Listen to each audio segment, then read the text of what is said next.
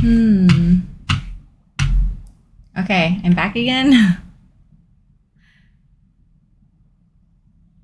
guess I'm back again. No, seriously. The internet nowadays is so expensive. It's too expensive to crap out like this. Just saying.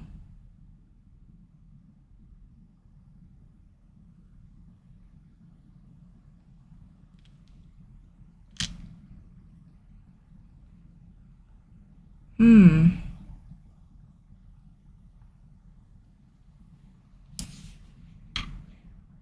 Let's see.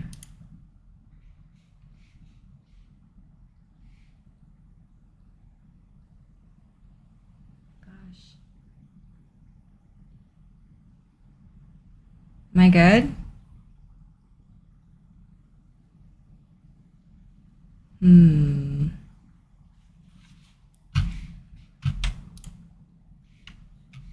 I am experiencing minor issues right now. Let's see.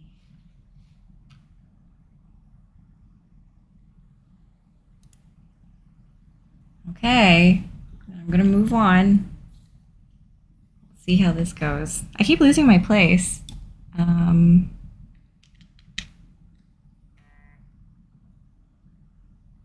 hmm. It's hiccuping now again. Yeah, I'm getting the little orange notification with the thingamabob. Let me see.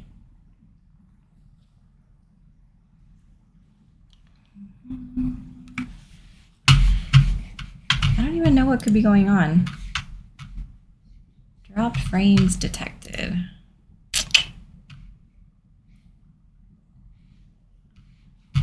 Let's see.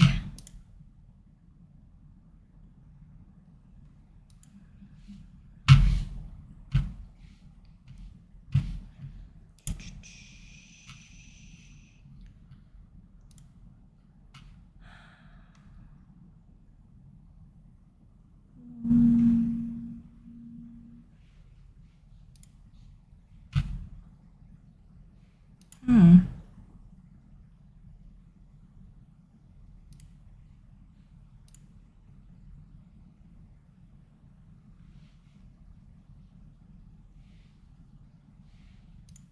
Okay, I just pressed a whole bunch of buttons and I'm hoping for the best. That's the way my uncle fixes everything.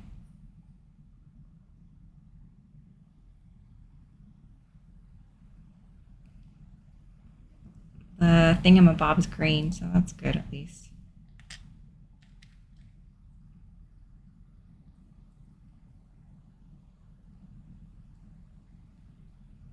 I'm so paranoid to keep looking at the thing to make sure it's not turning orange or red.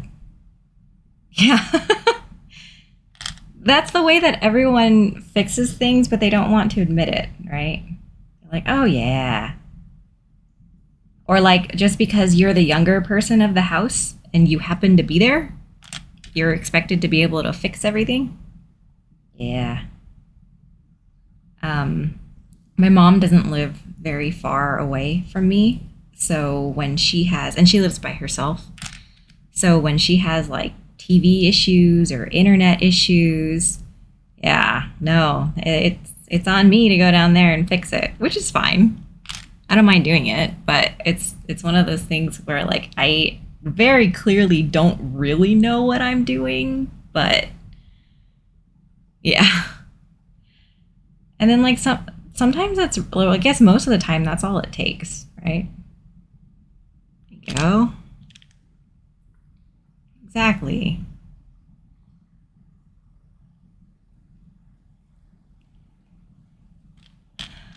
Okay.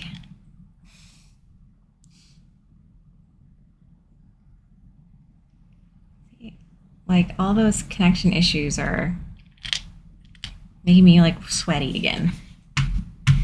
It's like I'm getting dropped frames again. I hope this is little. Oh, I need to stop doing this partial thing because I don't remember what I do. And it's not like really obvious either. I think it's that one. I think I'm doing the thing where like everyone knows where I am, like while they're watching, and they're yelling at me because I'm picking the wrong one. Well, hopefully I'm picking the right one. Okay, good. Thanks, new mod of mine. Newly modded mod. And I'm probably going to mod Rue too. I just keep forgetting to ask her, because every time I talk to her, we talk about something else.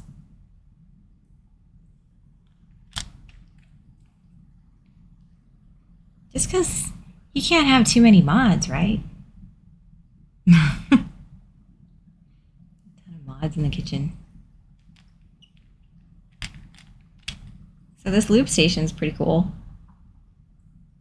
I'm pretty pleased with it. Just because it actually keeps me organized. I love organization.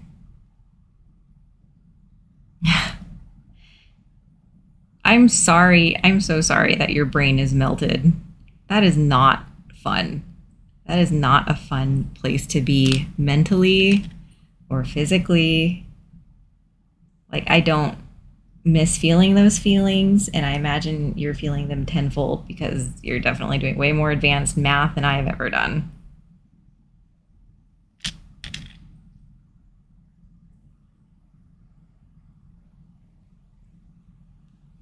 Yeah, I mean, 8 to 12 hours a day for the past week or so, that sounds crazy.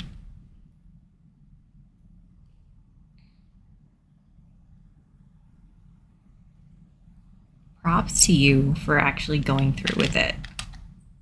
That's crazy.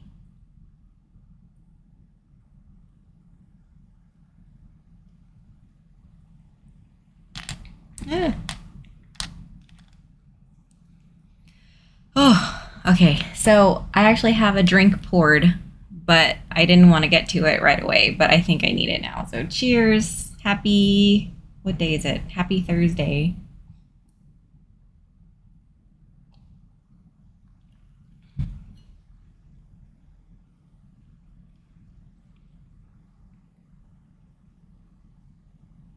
Oh, yeah. I think drinks are in order for you too.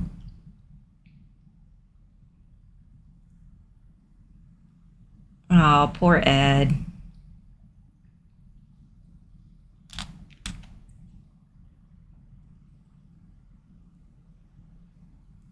Well, at least the holidays are coming up, even though our supply chain is totally screwed.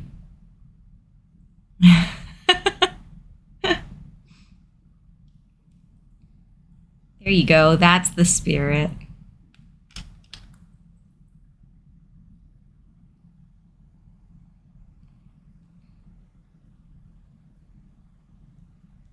I'm doing this out of frame again, aren't I? I'm sorry. I'm really bad at this.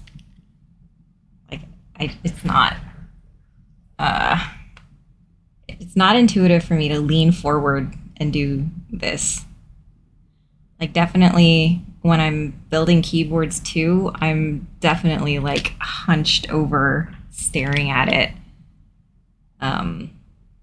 Not pretty posture at all.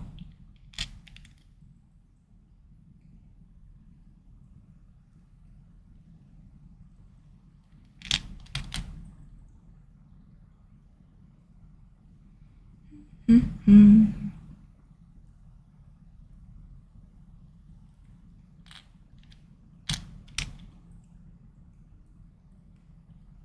So the funny thing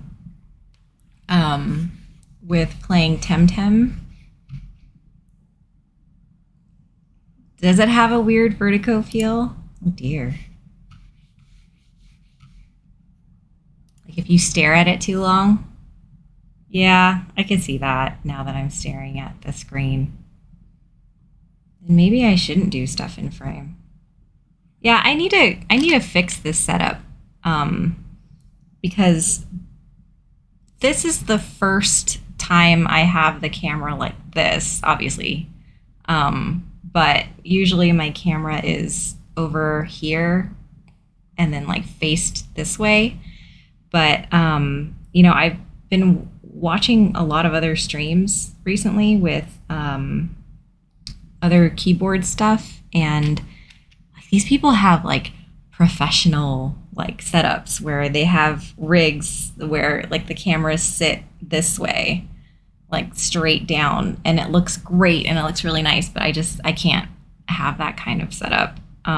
So I have a really tall tripod behind my desk that I finally figured out how to like angle it so that it could fit, because like the bottom half, it's just like one of those fat bottom tripods, and so it can't sit behind my desk fully. So I actually have one leg on my desk and the other two legs behind it, and so because of that, it has to kind of like compensate for that angle. Yeah, I know. It's a mess. I very clearly overthought this. Extremely, very clearly overthought this. And that is why I came into this sweaty. Hashtag sweaty. Twitch tag sweaty.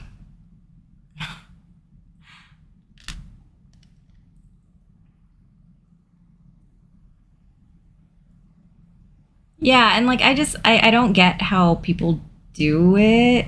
I mean, I guess I can, because people are really committed to doing this kind of thing, right? Like they have boom arms and like places where their mics go, but that is just not in the cards or the budget for me, especially since I'm just kind of doing this to pass the time, and stuff like that. So we're just gonna have to have a little bit of vertigo right now.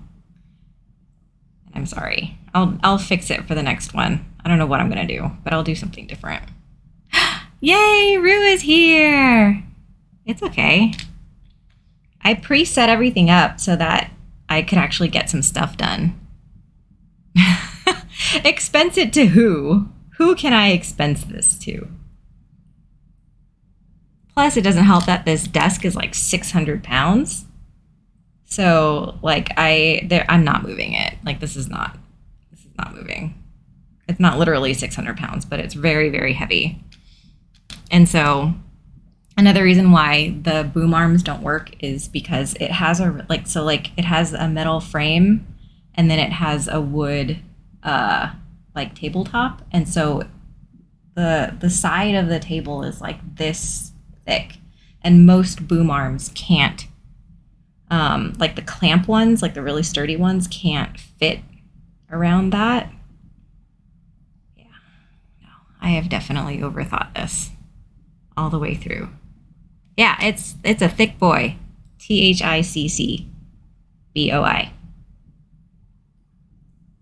But this is, we inherited this table, and it's a great table, but definitely not built for the new things that people need nowadays, now that everybody and their mother is streaming, right? Okay, so I have 56 slots, and I'm going to go for lubing 110. So yeah, I'll get started on this first half. I already bag lubed the springs because I still don't understand people who have the patience to individually lube them. I know it's better, I guess, because you're doing it the right way, right? Quote unquote, right way. It's more even, blah, blah, blah. But bag lubing is the way to go because you get it done in like 3 minutes. Shoot. It's not a proper lube stream if you don't lose parts along the way.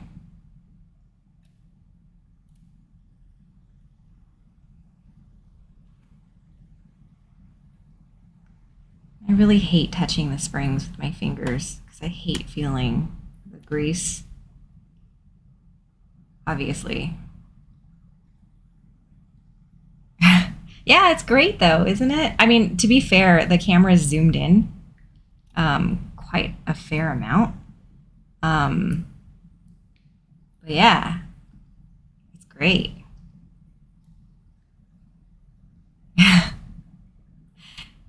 Like, but at the same time, I made butternut squash the other day, and so I had to melt butter and brown sugar, and stuff like that. And you're supposed to coat it over the butternut squash, and then use your hands like an animal, and like mix it up and stuff.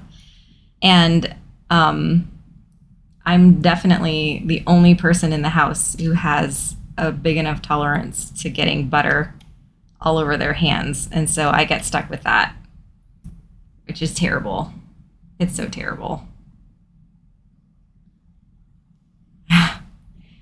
Yeah. And it's like been really cold except today for some reason. Oh god, this is sexy.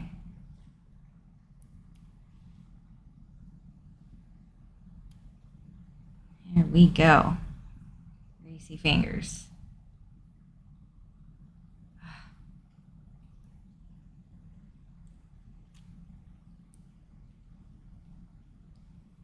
This is also another downside to bag lubing because you gotta shake the heck out of the bag to get the lube on all of the surfaces, and so because of that, the springs get super tangled up.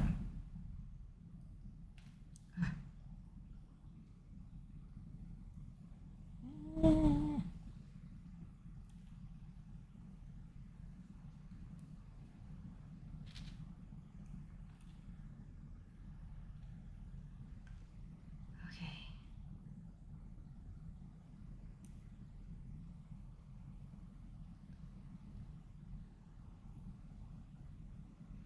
Oops. Oh yeah, I dropped a spring on this earlier, and there's actually like a big ol' grease mark here from where it made contact. Hmm.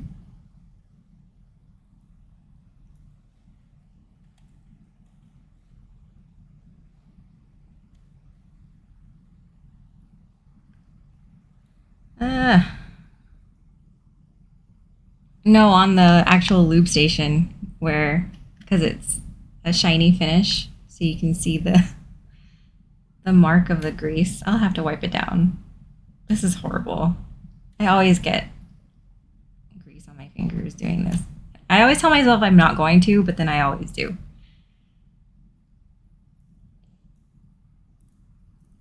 Yeah, I switched to this keyboard mat because this one has more like lube stains on it from other like previous lubing um, expeditions. And also, I thought the purple looked nice with the green lube station because Rue, you and I are all about the purple and blue green, right? Dating back to college.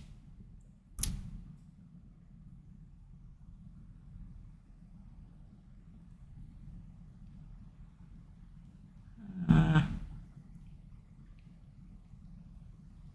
okay, I'm just gonna have to worry about that later. Future Tiffany will worry about that one.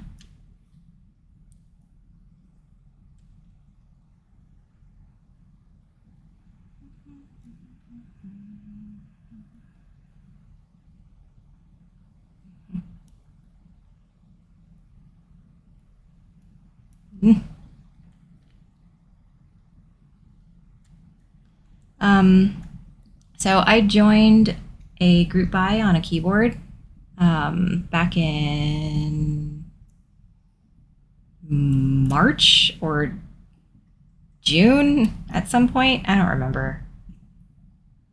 The best way to cope with long lead times with group buys is to just order it and then not think about it for as long as possible. So I actually legitimately don't remember when I ordered this. I know. I have so many more coming, but the this one is one that I've gotten notification that was going to ship like mid to late October, but I just got an email today. Yeah, exactly. That's the attitude that a lot of people in this hobby kind of adopt. That it's just like it's just a gift for your future self because like there's just no point in thinking about it. But I just got notification today that it's not. It was delayed because I was part of the last batch, I guess, and they ran out of spare parts or like they found some defective units and stuff like that. So that's kind of a bummer, but you know, to be fair, not like I have a shortage of things to do because I have 2 keyboards still that I haven't built yet. A Matrix Labs Falcon, which is an HHKB board, and then my Aru, which is the ancient Egypt themed one, which is beautiful, and I'm like so afraid of messing it up. Like I knew, like I have a weird problem where if I get something brand new, like I don't open it. I don't want to touch it because it's like too beautiful to mess up, you know, like get my grubby fingers on it or whatever. So a lot of times when I get new stuff, I let it sit for a little while to kind of get like the shiny newness to come off, and then that's when I'll start working on it. But the Aru I actually bought yeah, exactly. My grubby, greasy butternut squash fingers. Exactly. But I actually bought a second PCB and a second plate. So that if I really mess something up, at the very least I won't be out the keyboard, which is not cheap, but it's better than a whole keyboard not functioning. So I'm excited to do that. I don't know when I'm going to do that, but and plus with it being rainy, it's not really good soldering weather.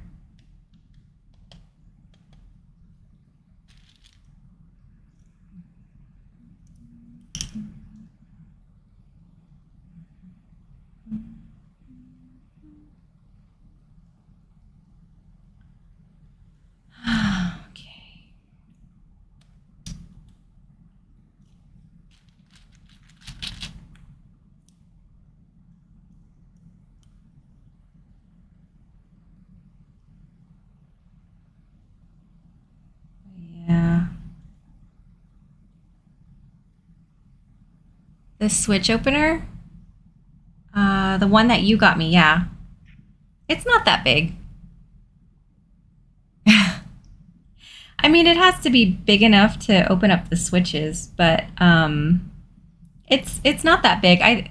Ed was saying earlier that the way that the camera's angled and how I have stuff set up because I need to compensate for it being a little tilted back. My camera is definitely tilted in a way that makes it seem like Ed said that it comes off as like giving him sort of like vertigo feelings. So maybe it's also making everything look a little bigger.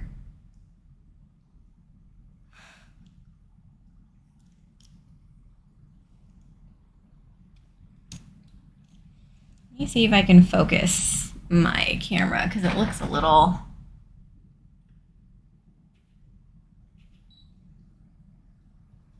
So it looks better on the screen that I see, but it doesn't look great on the live screen.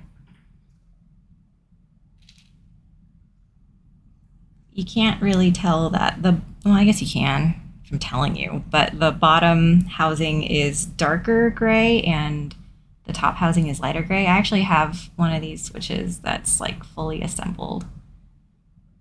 So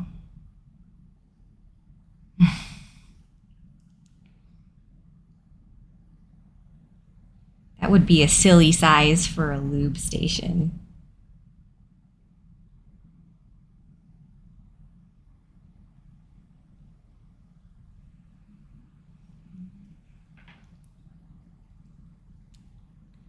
I saw that. Um, the box creams actually won like out for the first like half a day. So I was expecting to use box creams, but then all the Husky voters came out.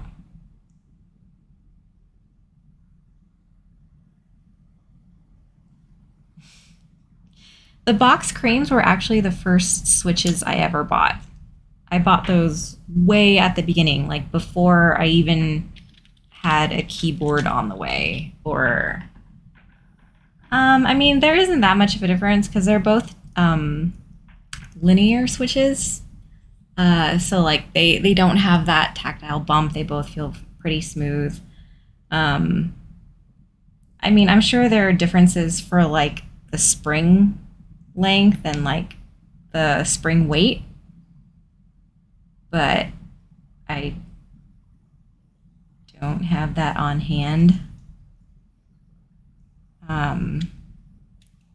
I know that the lavender switches that I have on my devastating TKL, that one's pretty heavy. It's like you really feel the like the weight when you push down a key. Speaking of, did you guys ever fix that key that had the female stem housing break?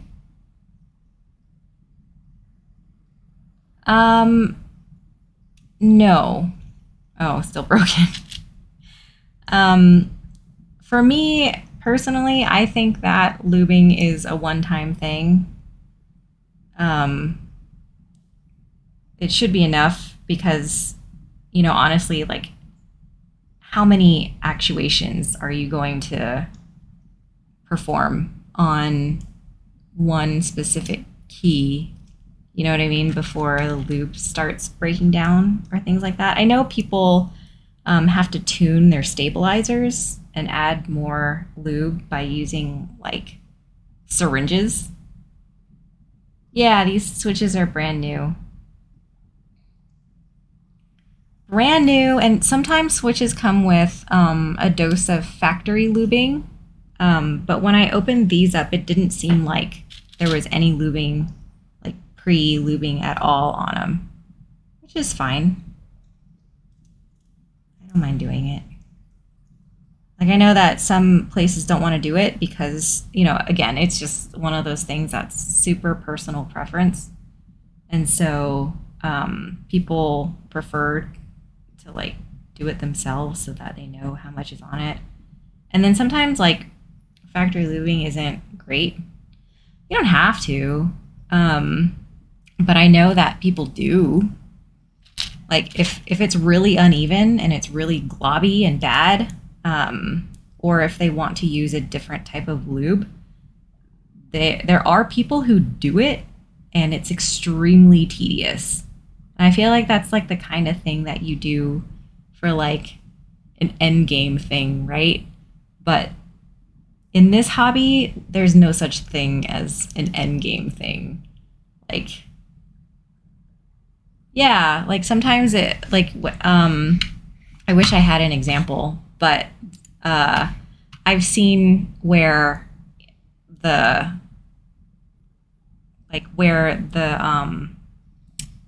the contact point is along the side of the switch, like it's just extremely globby. And it ends up feeling like mush if it's over lubed. Like it just feels like you're pushing down on mush, which is really gross feeling. So that's why they always say to put a thin coat. And I'm lubing the legs on these, like the little legs that make contact with the leaf in the switch, just because these are linear, so that doesn't really matter. You don't really want to lube the legs for tactile switches because then you're lubing away the whole thing that's making them tactile.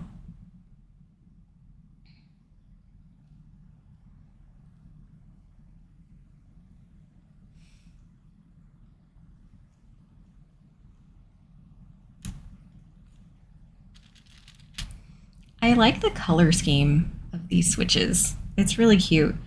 They also, this is Kinetic Labs, and they also sell salmon switches, which are tactile switches.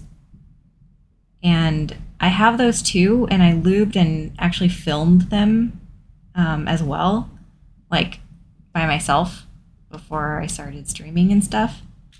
And I'm glad I did it not on stream, because when I realized the film that I used on the salmon switches made it look really bad. Because the salmon switches are also like color coded, I guess, to match the theme. So they actually have like salmon colored housing, like salmon on the bottom, and then like a orange on the top or something. It's well, okay. The thing that I don't like about it is because I screwed it up, because the film goes in between the top housing and the bottom housing. So like it's like right in the middle, and because it's like a salmon color and the film that I used is black, like it almost comes off like shrimp poop. You know what I mean? Like the shrimp vein that's like in the back.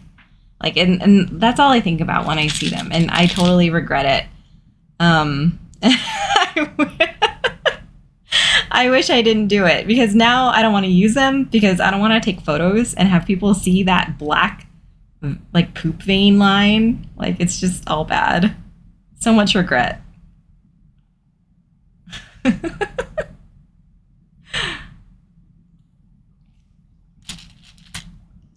But it's like, yeah, I did a couple, and then like it kept bugging me, but I just kept going. And then when I realized what it reminded me of, like at that point, it was just like, you know, these are the only films I have, and I don't want to waste them. And this is what I'm doing right now. I don't want to like just half do it and then let it sit for weeks while I wait for other films.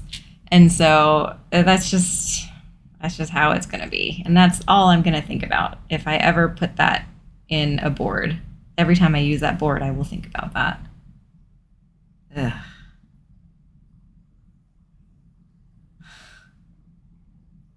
I think when I'm done with this, if I have time, the salmon switches are in the cabinet behind me. Maybe I'll grab them. Or I'll send you a photo, Rue, since I don't think I want to actually put them on like anything, like show them on anything. Am I doing things out of frame again? Sorry, I am. This is such an unnatural position.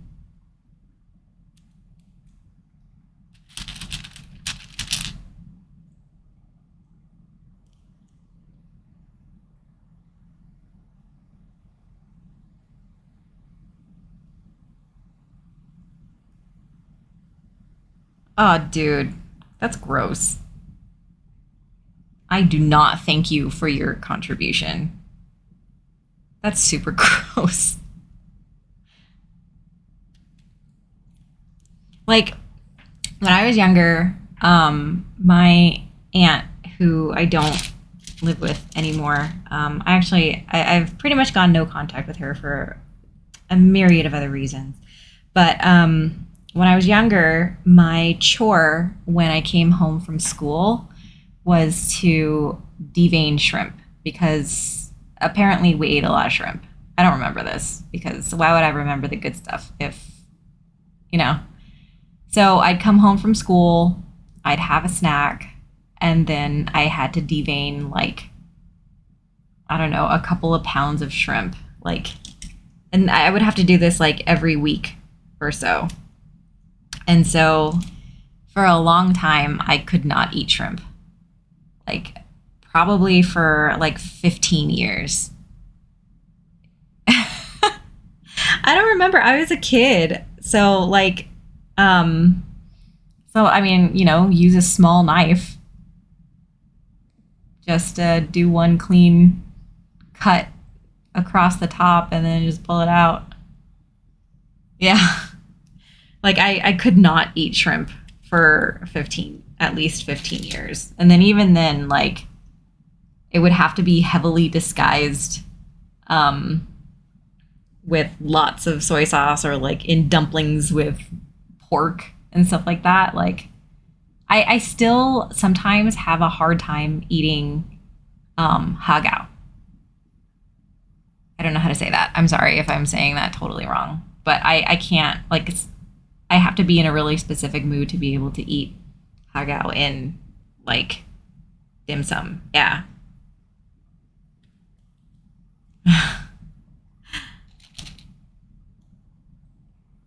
So, but I mean, you know what? It's okay, because that makes me a cheap date, because I have a hard time eating shrimp. I don't really eat a lot of shellfish. Um, so yeah, I don't need a lot of alcohol to feel it. So like, I am a cheap date. No shrimp for me.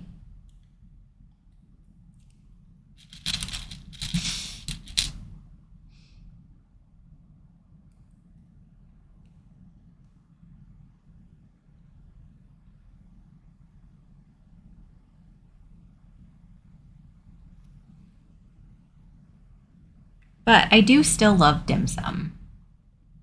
Um, I'm not sure, like, I feel like I just recently discovered that Hong Kong style dim sum was different, and that's the kind that I prefer for a lot of dishes.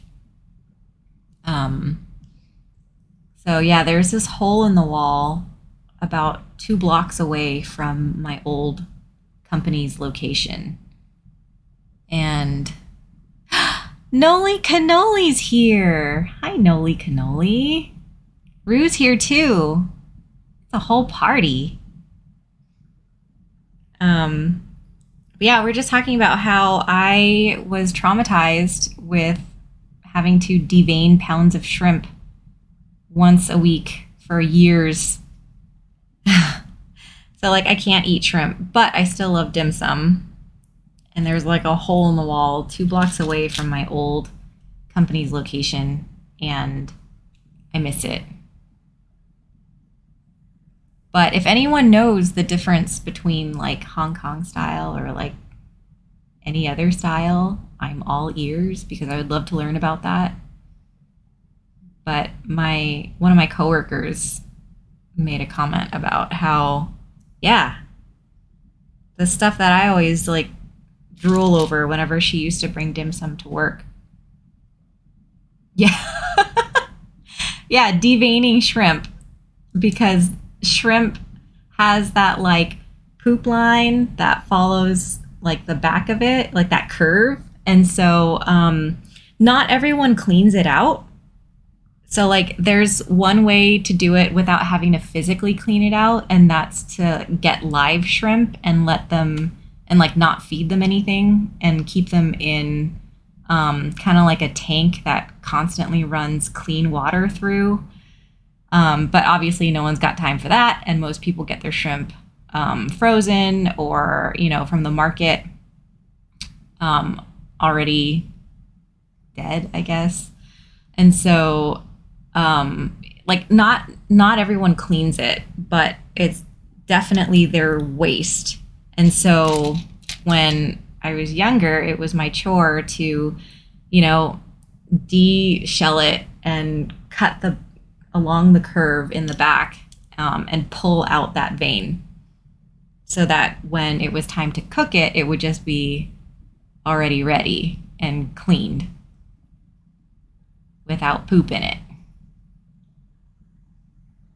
So yeah, this is a great thing to talk about on stream. I almost hope someone else joins right now so I can explain it all over again.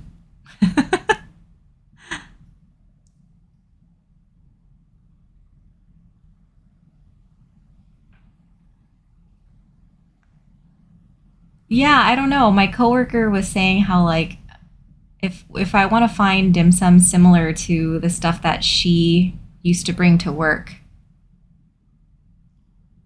Well, they have poop veins. I don't know why it's called deveining shrimp. I guess, I mean, it does kind of look like a vein. I don't know. But like the dishes that I liked were like the fried tofu, like it was like a rectangle like this.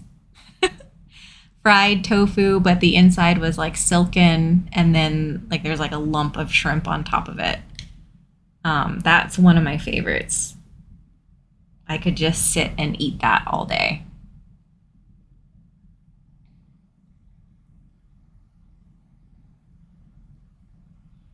But and then obviously, all the other standards, shumai, the black bean pork ribs are really good. Those rice rolls that have either shrimp or barbecue pork rolled up in them that has like that sweet soy sauce put on top of it.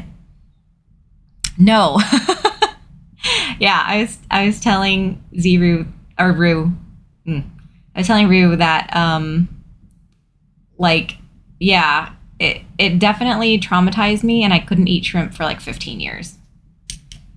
So it's only like recently that I've been able to even kind of eat shrimp, and then even then it has to be pretty heavily disguised, like in dim sum, where like it's mixed with pork, and then it's like doused in soy sauce. The texture is ambiguous enough that it's not shrimp. Oh, I think I put too much on that one. That's all right. It'll be okay. We're okay. That might just have to be a globby one.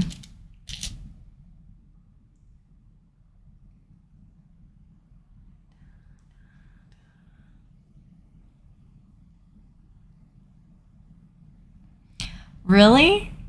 I mean, that's kind of sad. I get it, right? Like, you do want to, like, update your stuff so that you attract more customers and stuff like that. But at the same time, it is sad to think that it might be really hard to find those classic dishes soon. Like, what kind of modernizing were they doing?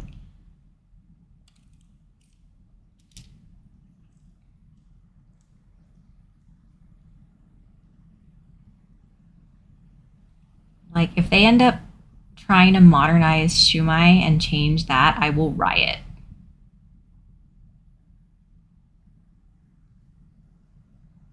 Oh, savory Captain Crunch.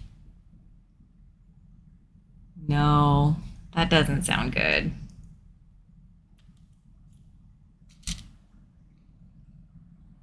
That doesn't sound good at all.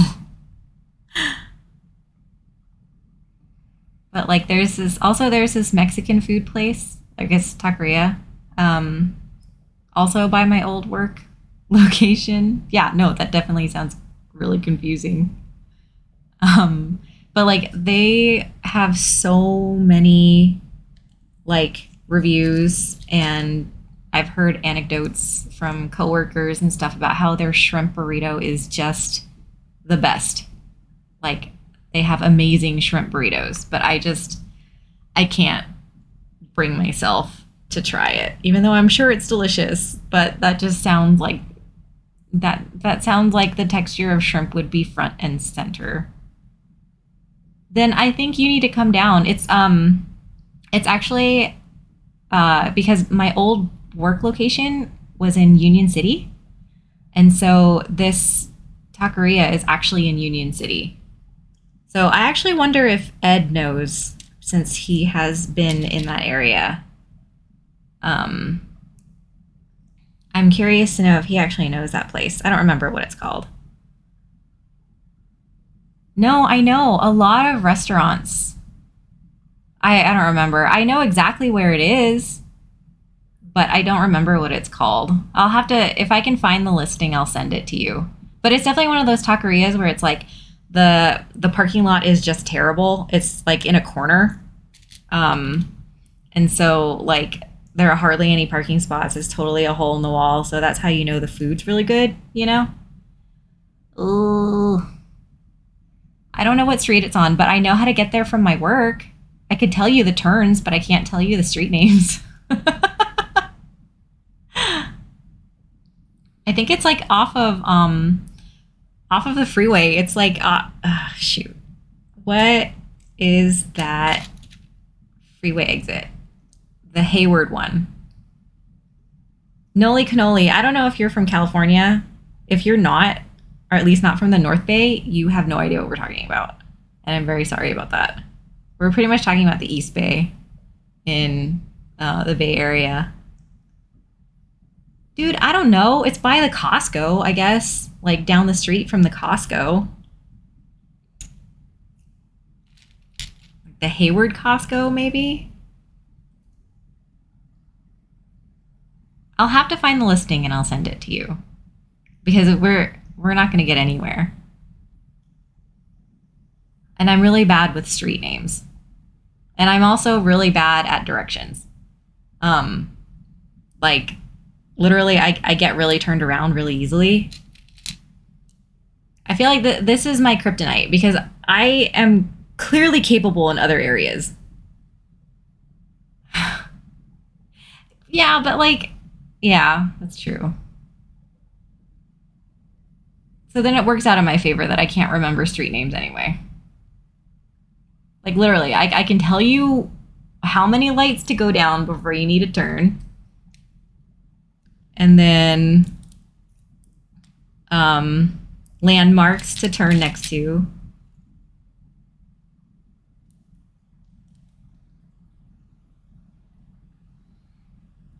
But yeah, no, directions are really not my forte. And that's another reason why why like Rue and I are so useless. Like at least I'm so useless when we play Destiny together. Because I'm just like I get so turned around and I'm just so bad at directions. Like way back when I played not Destiny. Diablo 3. Like I could maybe find my way back to town, maybe sometimes, but for the most part, like I was pretty useless. And if I wasn't playing with someone else, I would never get anything done.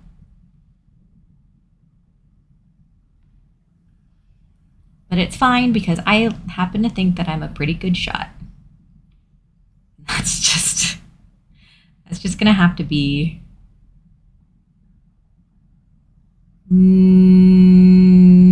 I don't think it was a food truck. I thought it was a building, but nowadays, like a lot of places have physical locations and food trucks, so they're expanding. El Taquito, I don't know. I know. I'll look at the map and I'll send it to you if I can find it. And also I can send text messages to my coworkers because I'm sure my coworkers remember. Because like I had like 3 or 4 of them sing their praises for this shrimp burrito. So, but obviously, you know, all these praises were sung prior to COVID. And Los Carnes, I definitely know that's not it because I've been there a few times and that place is bomb. But that's not the place I'm thinking.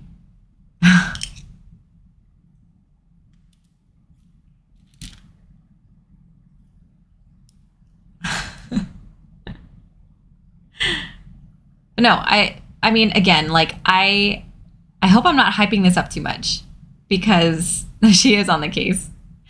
I hope I'm not hyping this up too much because I haven't been there since COVID. So I don't know what, like, if they're even still around or if, you know, quality has gone downhill or anything like that. Since I know that is sadly the case for a lot of businesses since this whole COVID thing.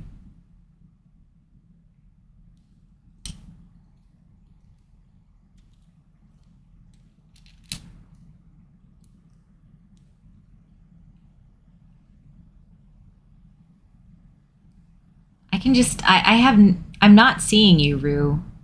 but I can tell that you're still looking at maps. Oh, I know that one. That one has really good breakfast burritos. Los Gallos.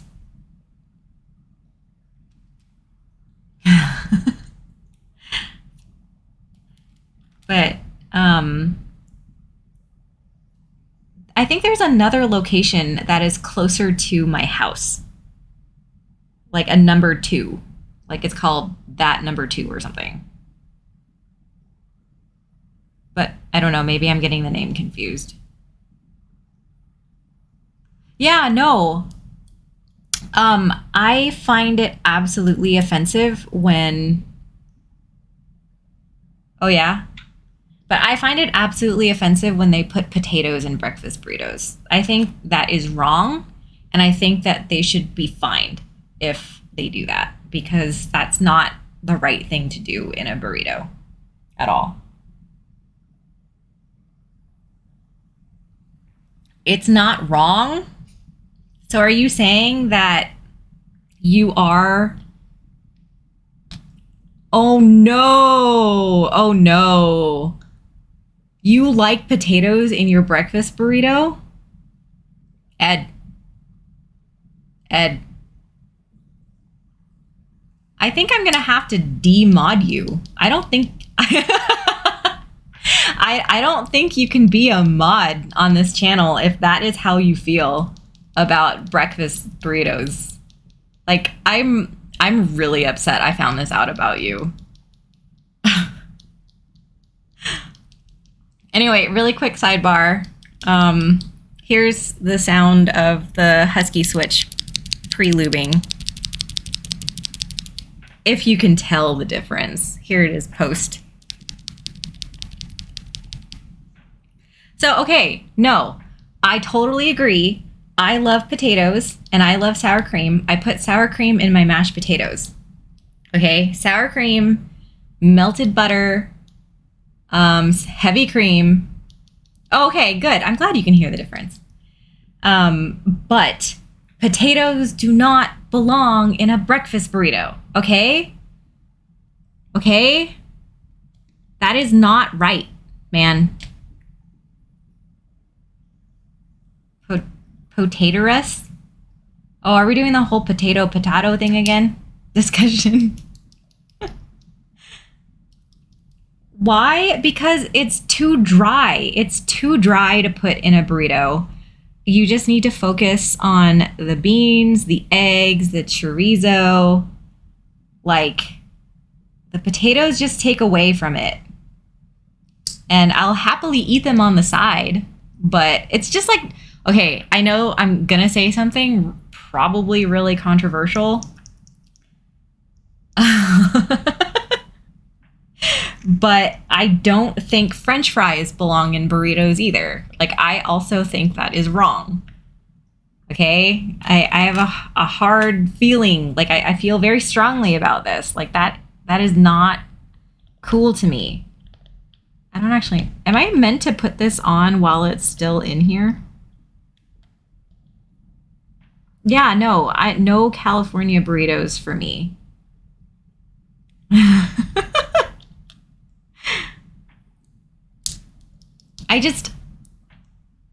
I agree with that. And the only like staple starch that I feel belongs in a burrito is rice.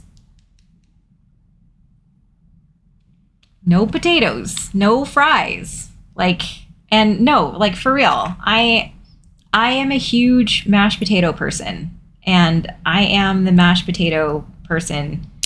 Like, I make them for everybody during the holidays. Like, I have a special, like, love for them in my heart. Like, I remember, yeah, and that's fine. At what point does a burrito become a wrap? Huh, that's a good question. To me, I always think wraps are like things that are trying to be healthy. Like, burritos are not trying to cloak the fact that they don't count calories for a reason, right? But like wraps show you the full calorie count type thing.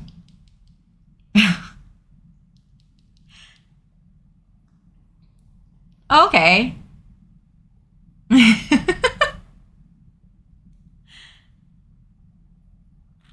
Yeah, that makes sense.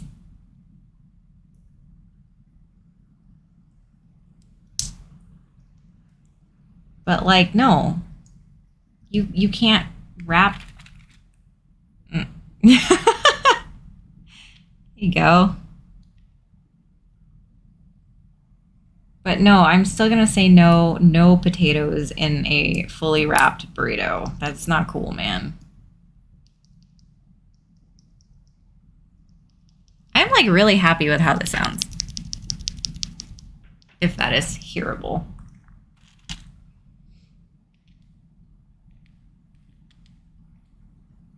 I'm still not sure if I'm meant to keep this in the lube station when I close the top housing over it. Just because I felt resistance earlier and I was worried about breaking something.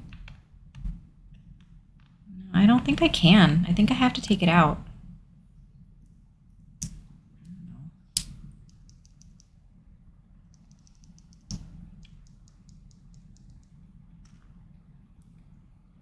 Yeah, okay. I'll take it out.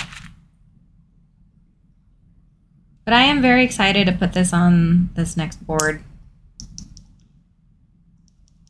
Oh no. Okay, what are your feelings about pineapple on pizza? Are we just gonna go through all of the controversial feelings now? Am I gonna have to find out about all the... Oh. You know, I actually haven't had any issue like that. Mine, like, look at all this wobbling.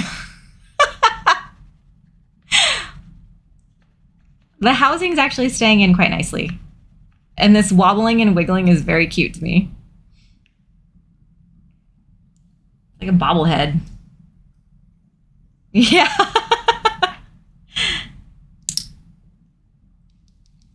Sweet flavored meat. That is one way to sell how awful that sounds. I am a pineapple on pizza person. I like pineapple on pizza. But I also like it accompanied with jalapenos and bacon. So that probably offsets the sweetness.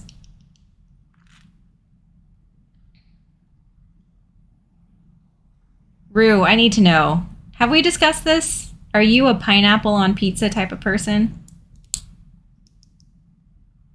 Yeah, jalapenos on everything. But especially on pizza, like, because when it gets like baked on it, like it gets like that. It gets like a different flavor profile that's really, really satisfying. So yeah, next time you guys get a pizza, get bacon and jalapenos on it. Well, maybe on half, since the jalapenos might be too spicy for Rue.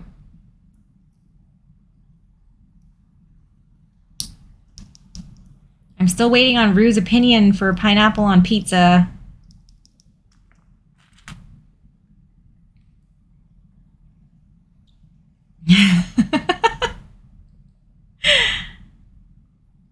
I mean, isn't that the nature of being human? That's basic human nature, right, Ed? Of course.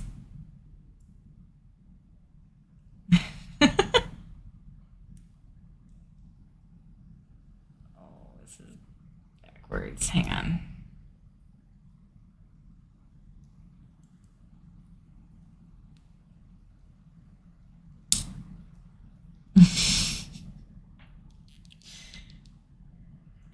Yeah, I guess so.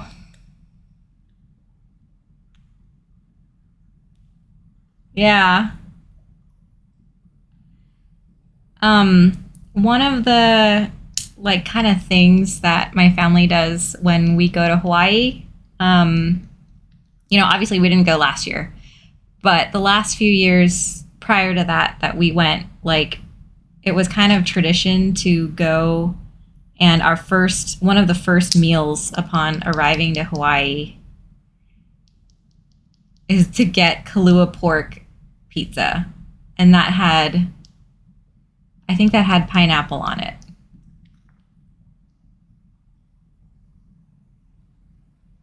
Wait. What is this hot Cheetos and cream cheese thing? Because that sounds pretty intriguing. I dipped potatoes, like wavy Lays, in cream cheese today, and that was actually pretty good. I mean, I used to eat hot Cheetos with Laughing Cow cheese, if that doesn't make me sound insanely Asian or anything. French fry, it had to be French fries in a Frosty. Or like just, yeah.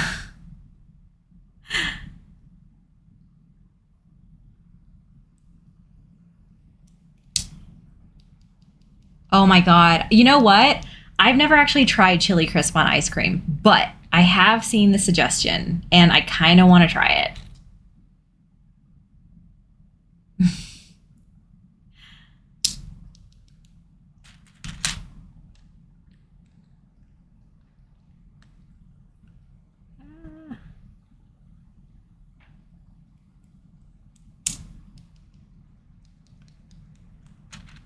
So, Rue, I've been meaning to ask you, what kind of chili crisp do you guys use?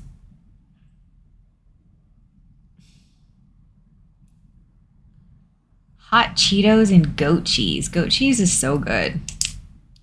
I love goat cheese. I think I will try that.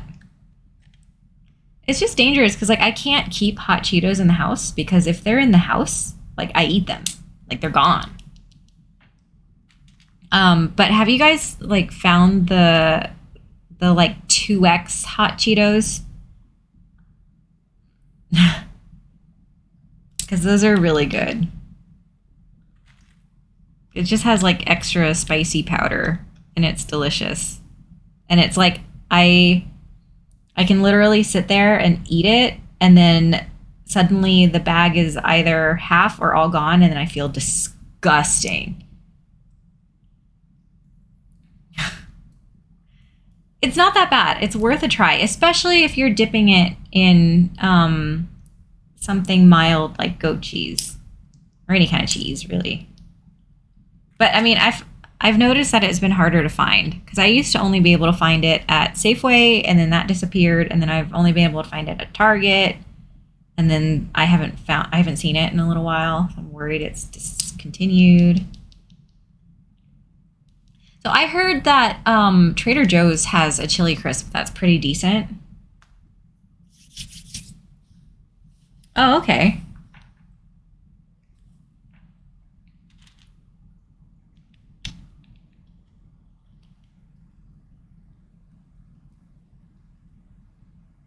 Oh, yeah, that's the kind that everyone grew up having, right? I can see the logo of that guy's face in my head as soon as I read that name.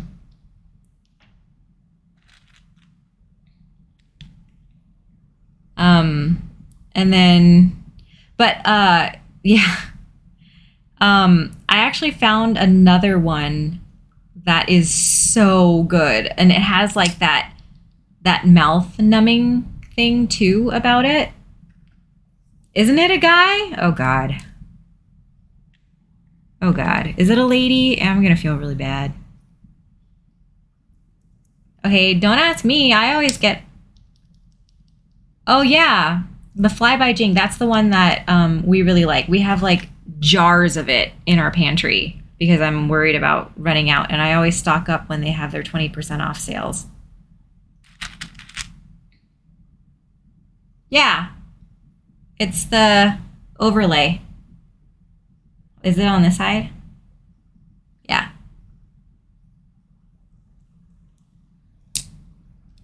Because I am lubing switches and it's like fire.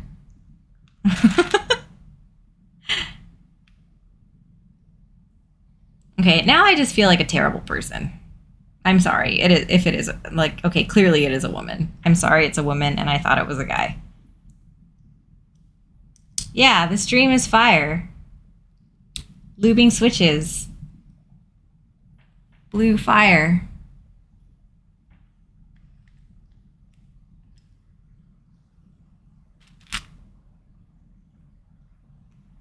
Oh, Rue, you're just making me feel worse.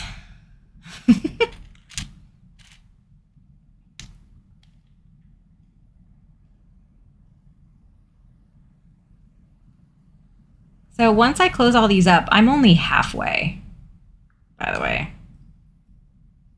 Oh, backwards. Don't do it backwards, then it won't close.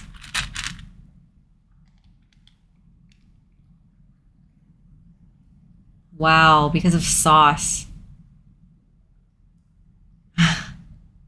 I mean, it really goes to show that, like, if you really find passion in something, like to the point where you just keep going, I mean, eventually it'll, like, people will find out, like, people will, like, you know, recognize the passion behind it. And that's what people want to support, right?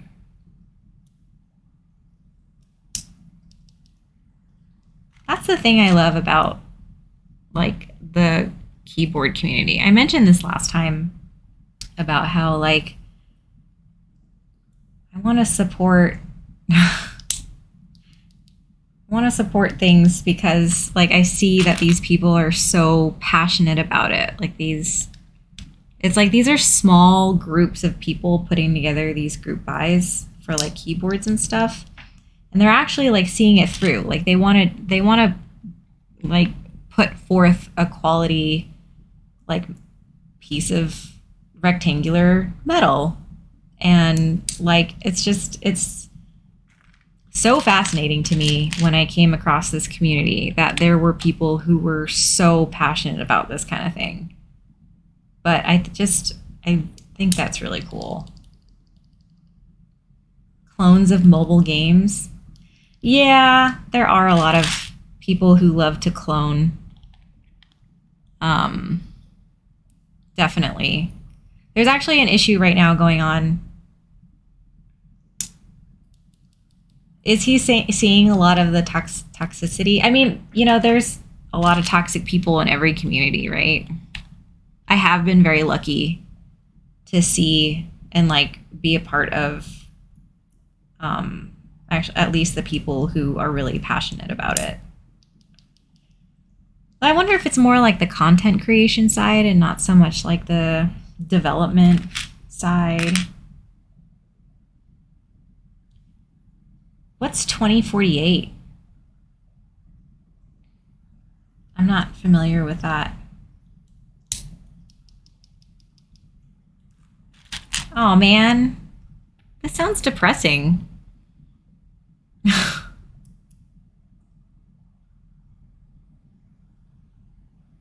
Oh.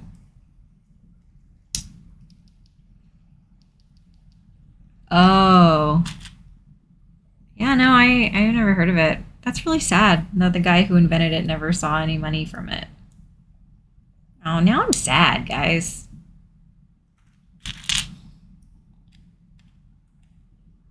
People suck.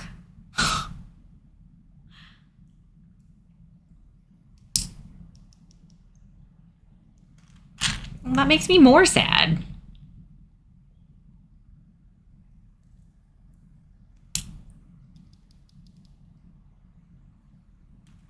I mean, I guess anywhere, right? But I guess with the software game world, it's easier to make a quick buck.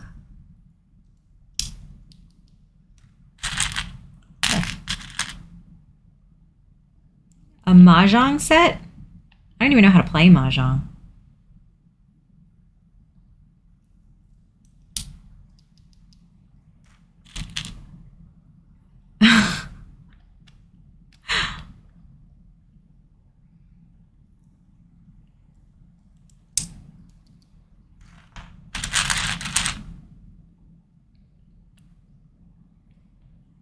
What? Yeah, I'll play it. I'm willing to learn. Sure. But wait, why is the question? No, must be someone else.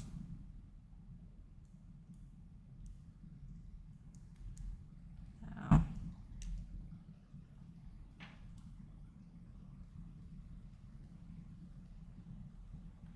All this jiggling turns some of these around. Okay.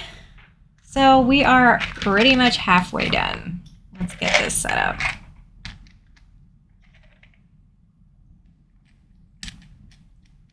I mean, honestly, these switches sit really nicely in the housing. Wait. Yeah, no, the switches sit really happily. So, I mean, maybe people were using different size switches? I don't know.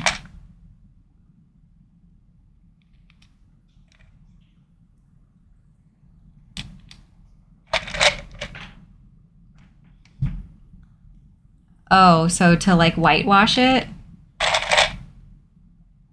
Wow. That's sad. But like what came out of it?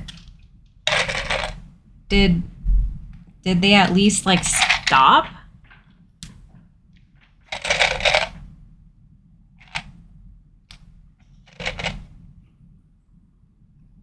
Oh no.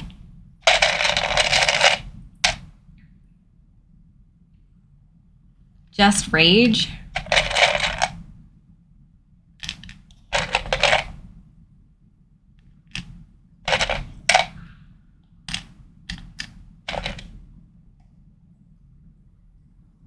Ah. The apology, but not really an apology, mostly just a public apology to save face.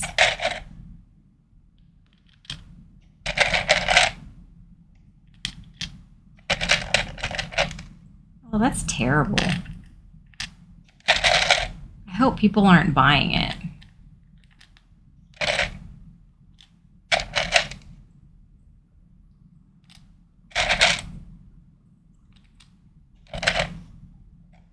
Hundreds of dollars? Jeez.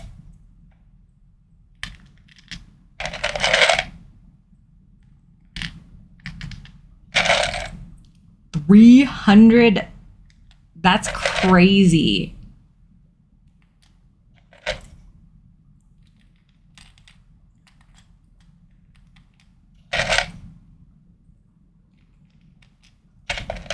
That just sounds insane.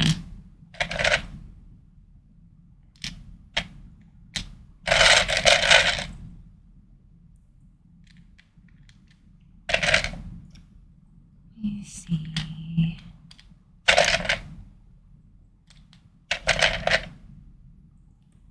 Oh, you're so close to done. Like definitely when I see the end in sight for things, like I start just getting quiet and focusing on it. Oh, I still have to lube the bottoms. I'll do that without having to take them out.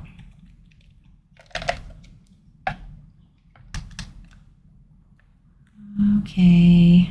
Yeah. Then like I get really hunched and like I stop talking, which is kind of not the point of this.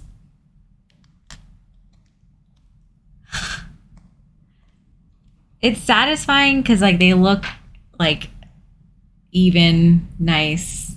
Yeah, I agree.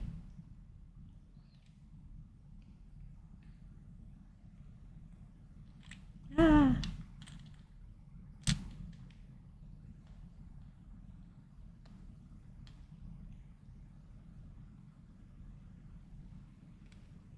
I really hope I'm not forgetting any or missing any.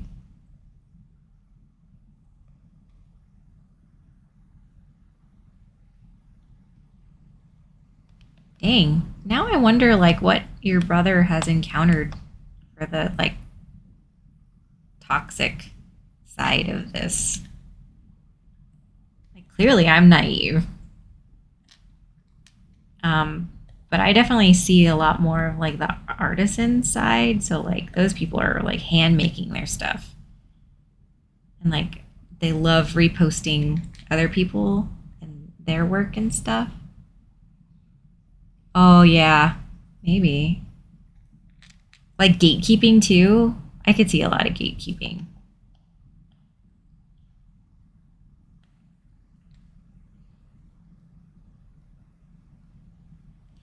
Did I do this one?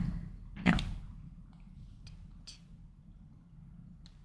Gatekeeping is the worst. Oh. Yeah, you gotta start somewhere. I was really nervous posting about that keyboard I did. And I'm just really glad that jerks didn't come.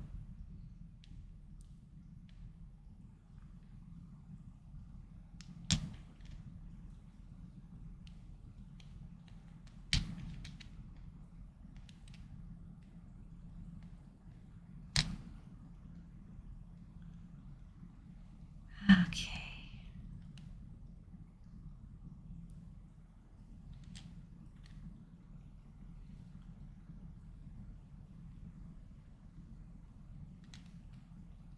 Yeah, I agree with that. People are just so mean to be mean because it makes them feel better. Which row am I on?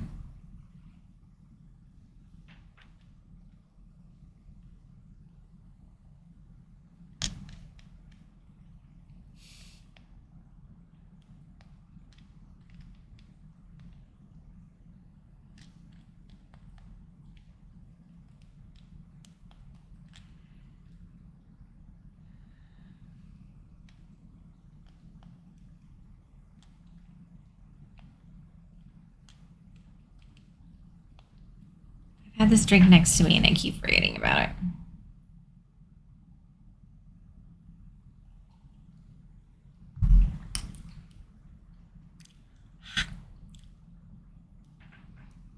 Okay, where am I?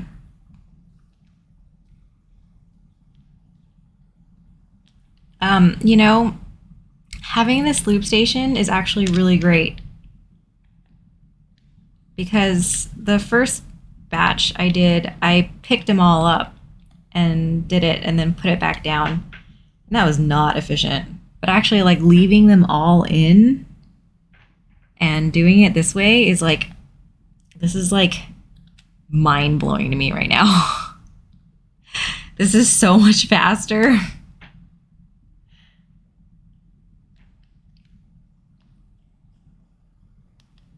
Man, why didn't I get one of these sooner? This is great. I've lubed like a couple of hundred while holding them all one by one.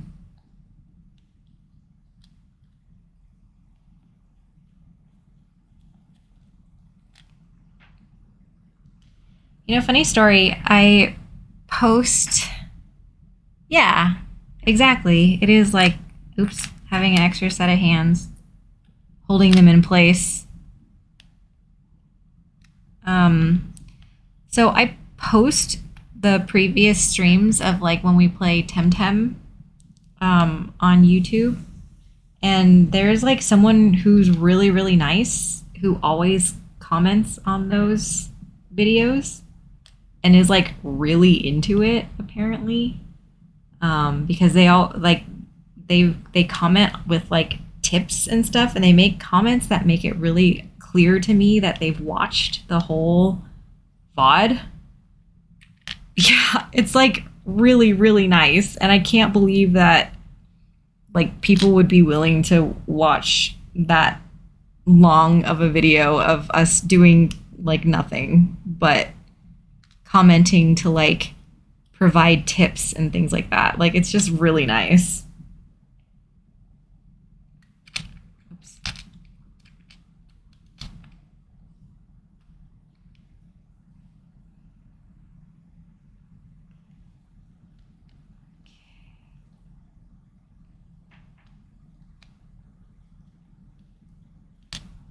Yeah, I'm feeling the time crunch because it's already 10:10. I've been doing this for like an hour and 40 minutes. And I don't want the second half to take. Did I already do this one? No. To take another hour and 40 minutes.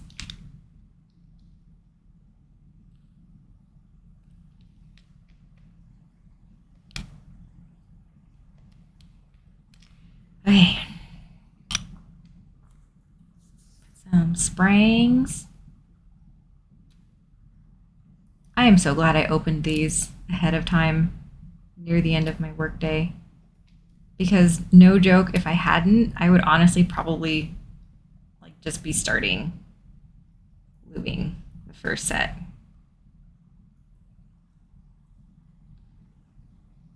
For Temtem, yeah, like when we were having technical difficulties and we were getting everything set up, they still like made a comment about like tips and stuff. It was just really nice. Oh, for the stream? No, I set everything up ahead of time. So like before I oh my god, this is so stuck. Before like I even streamed, like today at the end of the workday, I opened up all the switches and separated them already. This is really stuck and I'm getting really, really flustered.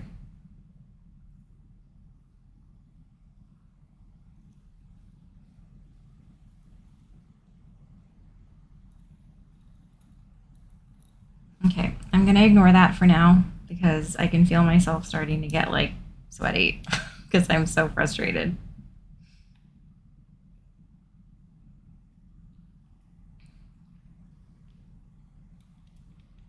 I hate getting frustrated and knowing that people are looking at me. Then I don't want to mess up the springs. My left hand is all greasy. Oh yeah? What game were you playing?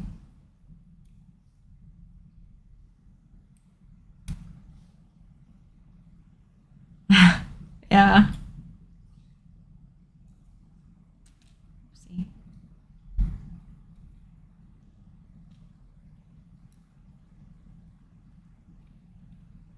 Oh. Like were you stuck somewhere and then just like knowing people were watching you? I hate that feeling.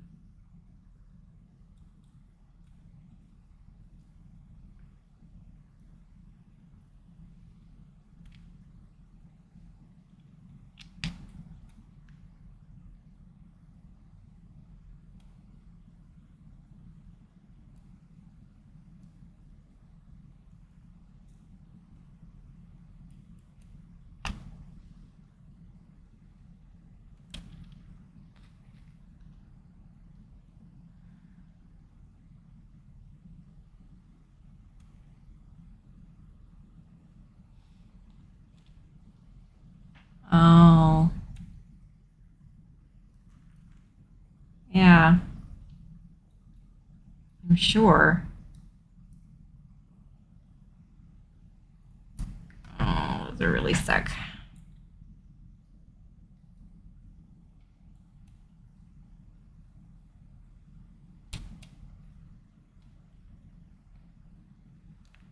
See?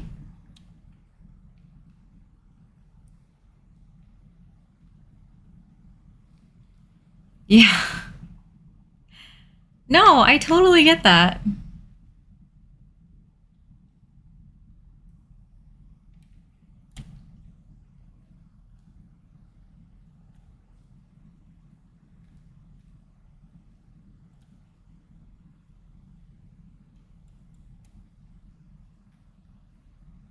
Eh,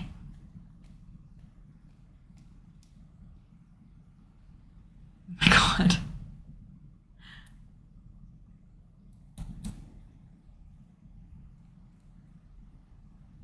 So then are you gonna stop playing it? You dunzo?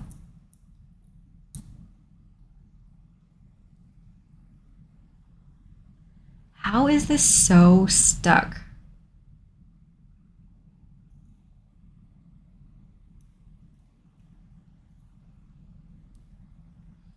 It feels that way. I've never gotten them this stuck before. That was really frustrating. And now I have greasy fingers on both of my hands.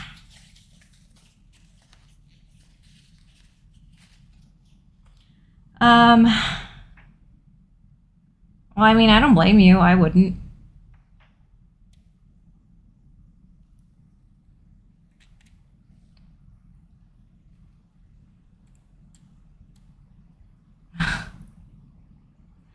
Well, and I mean, honestly, I feel like I'm at that age where like I just want to play something because I enjoy it.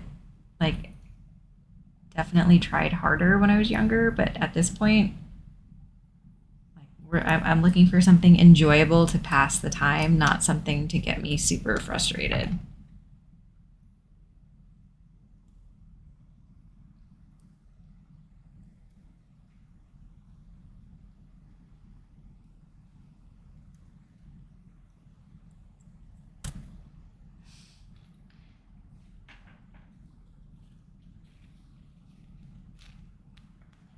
Oh dear, I'm missing a spring. I have 3 housings left, but only 2 springs. Oh yeah, that's definitely not my type of game. I mean, I see how it's like satisfying and I see how it can be fun. Ha, got it. But yeah, definitely not my type of thing. I have no idea where that spring could be.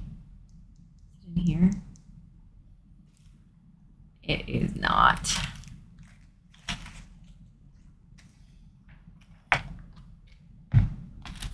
Okay. It is probably on the floor somewhere. My cat will probably find it. I will have to look for it. I feel like it's not a proper stream if I don't drop something, right? Dang it. Okay, yeah, I'm just gonna have to find it another time. Never lost a spring before. I feel a little defeated right now.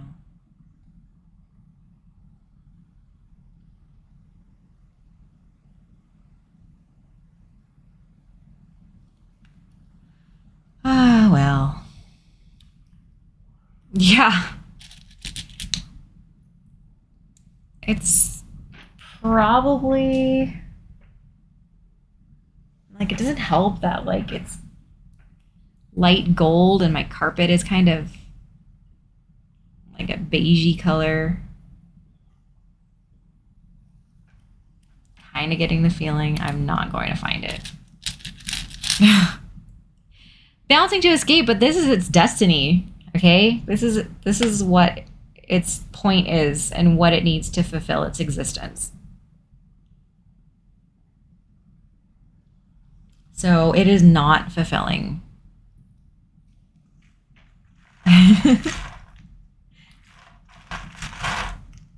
Yeah, no. Literally, I'm doing things, but I am looking around to see if there is a rogue spring around here somewhere.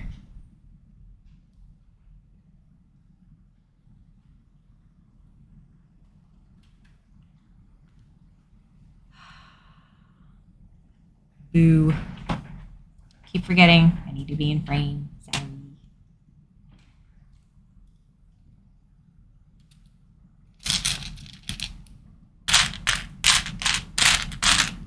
I mean, if you guys are looking at this and you see a random spring somewhere, if you could just like call it out, please, that'd be great.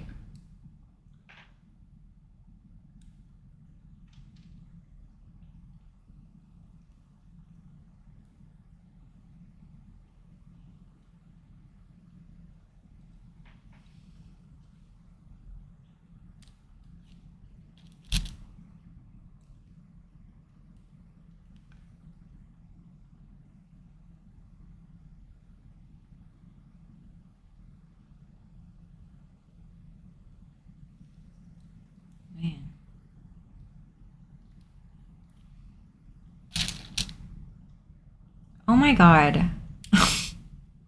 When we were talking last time, yes, I did. But I definitely sat at the sink for like 5 minutes, kind of dreading it. And I understand the whole time I spent dreading it, I could have just done it and had it be out of the way. But I had to complain about it internally first for a little while. And I know self-care is important. And like that sense of routine is really important.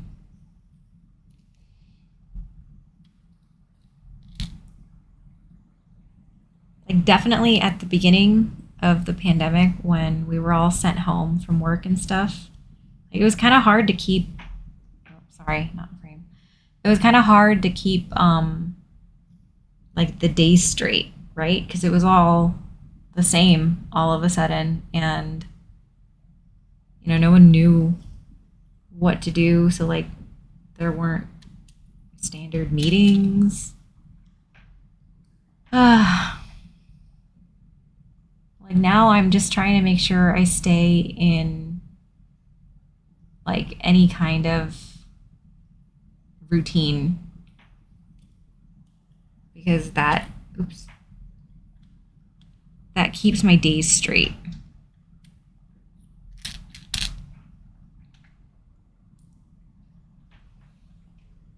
Did you find a spring by any chance?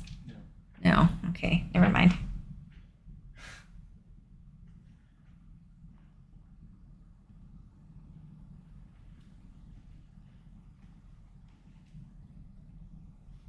Looking for a rogue spring.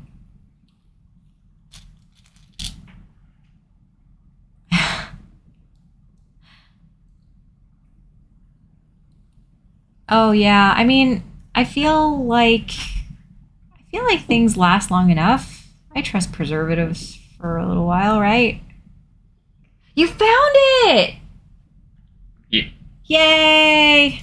Spring has been found. Thank you. Now your fingers are greasy because they were lubed.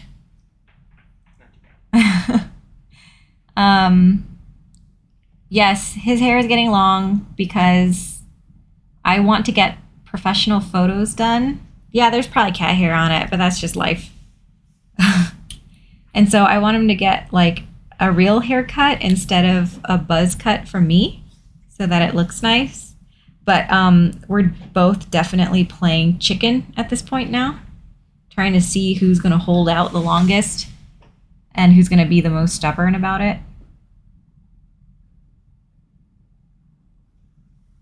But yeah, there is probably cat hair on this ring. Even though the cats aren't allowed in here, there's still cat hair on everything.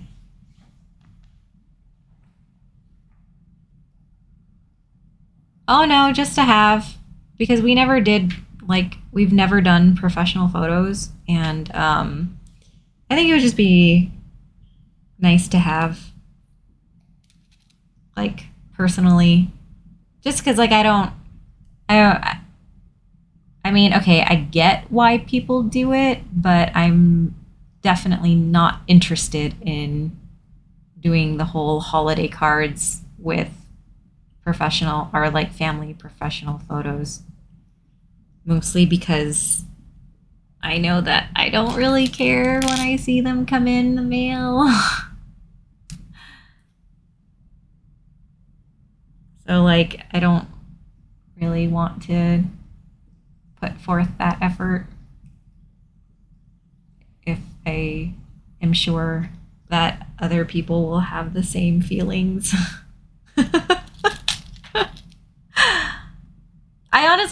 I didn't know that was a thing, because growing up, that was just not stuff I saw. And so when I became an adult and started seeing that kind of stuff from different circles of adultness, it definitely took me by surprise.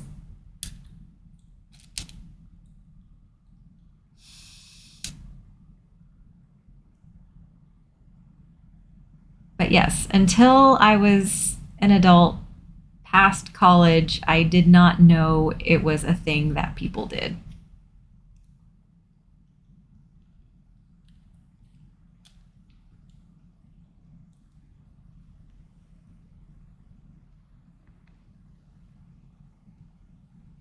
And also, it would be with the guy who did our professional photography for our wedding. And I really like him. So I'm happy to work with him again, especially if it means we get nice pictures that I can torture him with when he gets older. You know, get it printed on a blanket for him to take to science camp or whatever.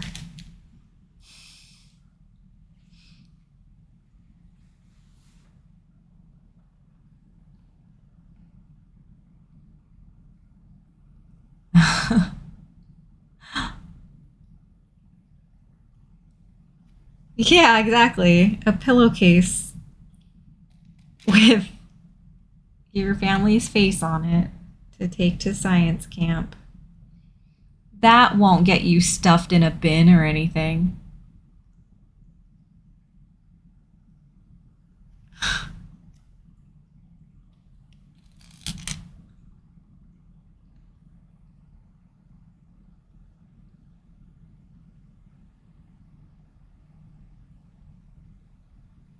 Okay, I can kind of sort of see the end.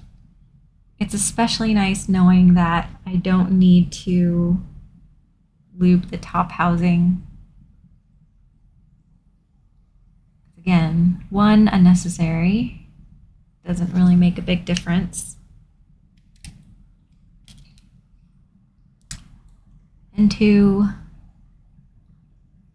what time is it? It's 11:27, and I guess this is a normal time to be lubing switches, especially this many. I bought 110 and I opened up 106 because I have 4 sitting out, thinking that I was just going to open them up on stream, but I'm not putting this on a full-size board, so I'm fine just doing 106 and just setting the 4 aside. I'll probably do the 4 another time. Isn't it 10:27? Well, 10:28 now. It's late. Oh, I said 11? Oh, yeah, I meant 10:26. Sorry.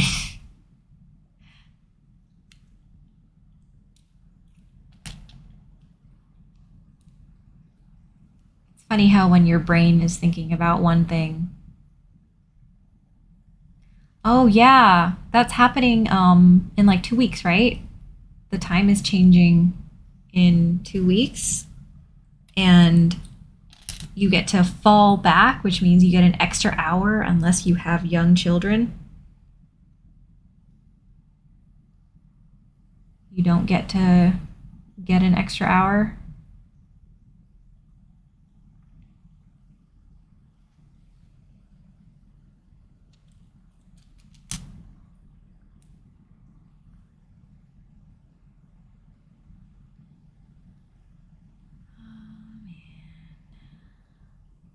Yeah, you just have an old cat and an old dog, which also follow the same rules, right? Like they have such good internal clocks that they're still going to bother you at their same time for food.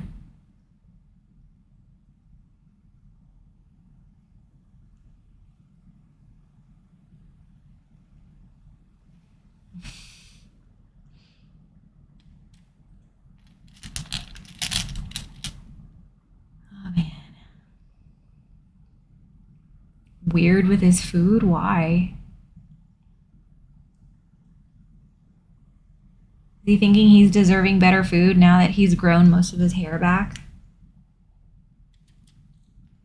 It's like, this is the food I ate when I was bald. But now I'm better than that.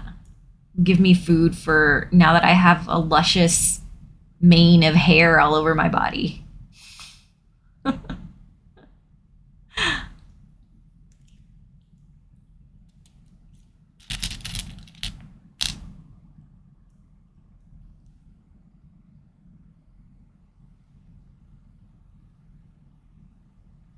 But then, like, does he eat?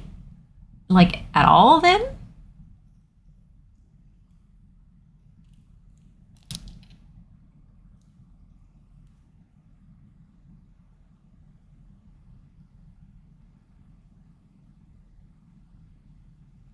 Aw. Weird.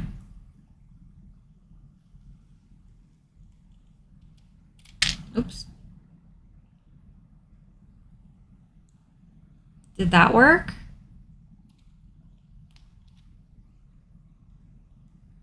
Hmm.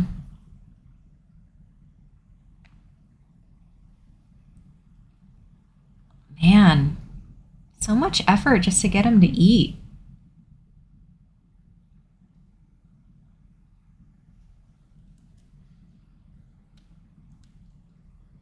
Aw.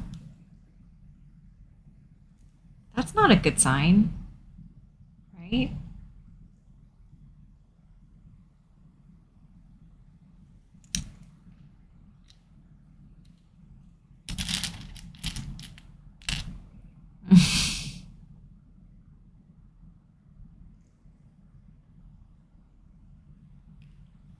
Like, is a line of thinking there that he just won't, like, he obviously won't starve himself. So once, his standard food is there and he's hungry enough, he'll just eat it.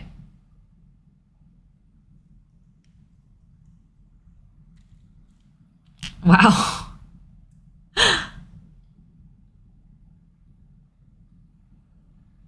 Oh. I hope he starts eating soon.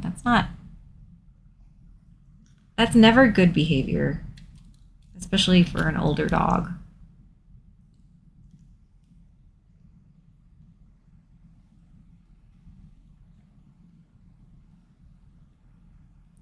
Hmm.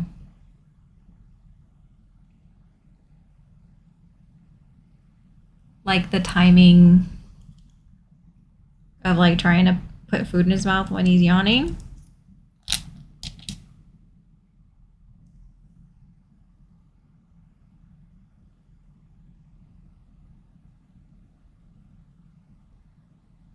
Hmm.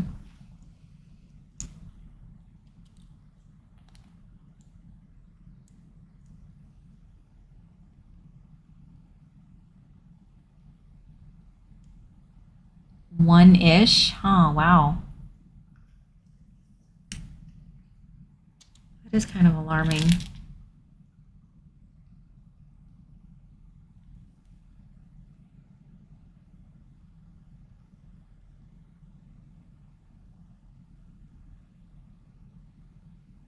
That's weird. Has he been sleeping more or about the same?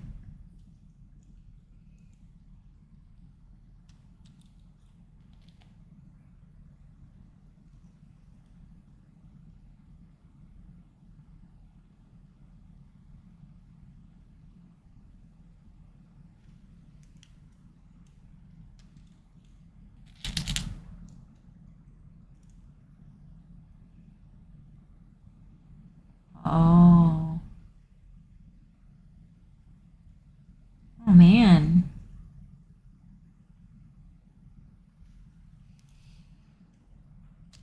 Pets, man.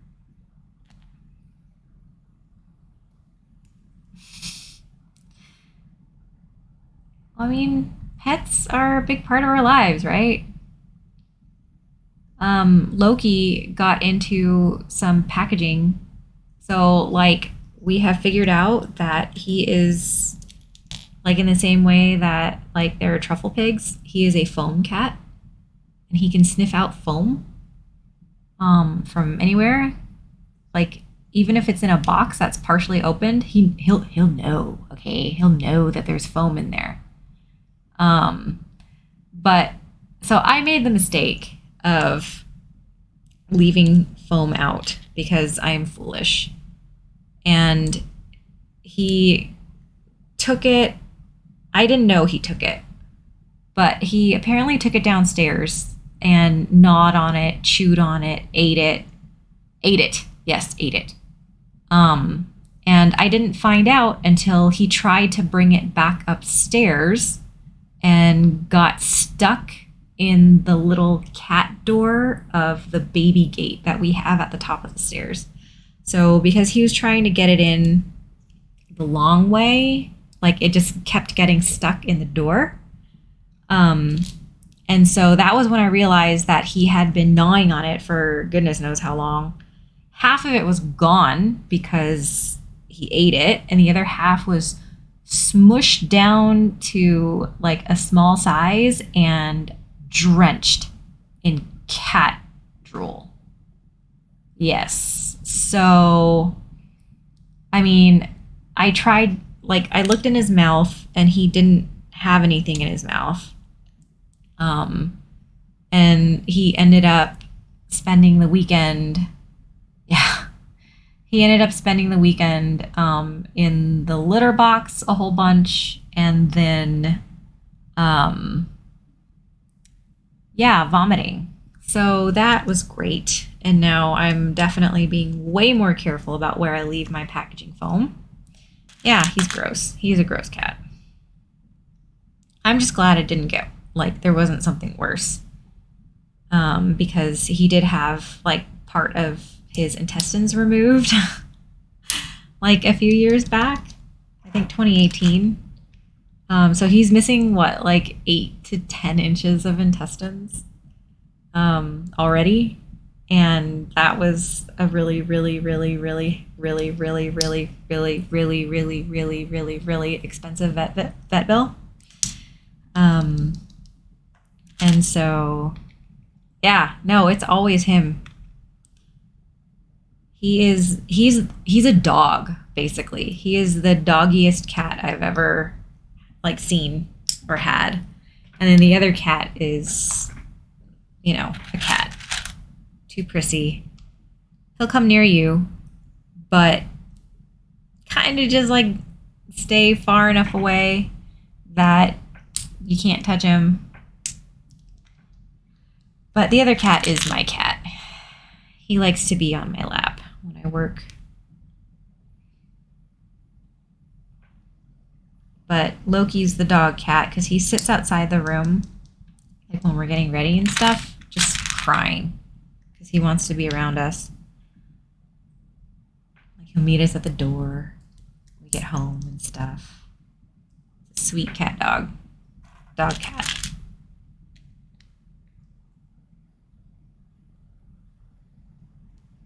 Oh man. I am so close and I can see the end. I just want to finish this. That's really cute. Like the best part of pets is like obviously they have their own personalities and they have their own thoughts, their own opinions. And it's just so silly when they go out and fulfill that exact thing that they want to do.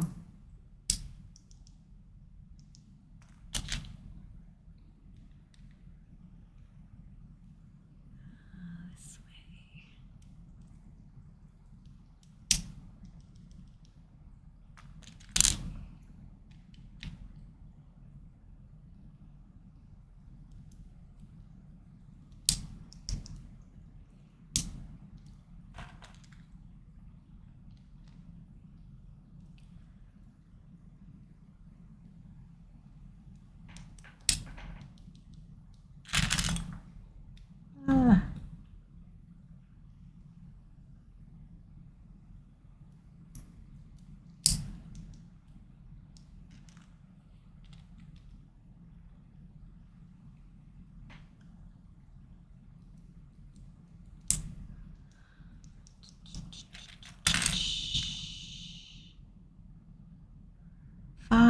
Oops.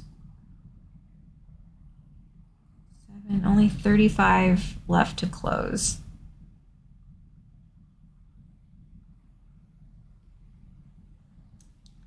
So close. And then I still have to wash my face and brush my teeth. Well, I also have to finish my drink because it's still here. Yes, this round was faster. I I think because, like I said, I opened everything up ahead of time, and definitely this lube station. I mean, you saw how fast I was going through the bottom housings, just.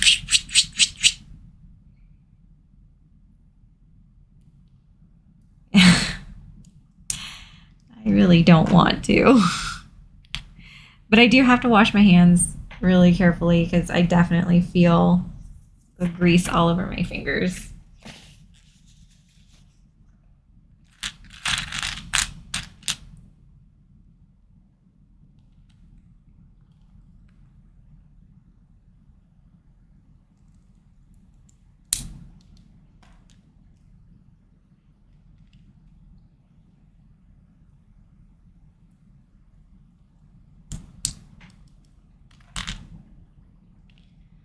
Are you guys dressing up for Halloween?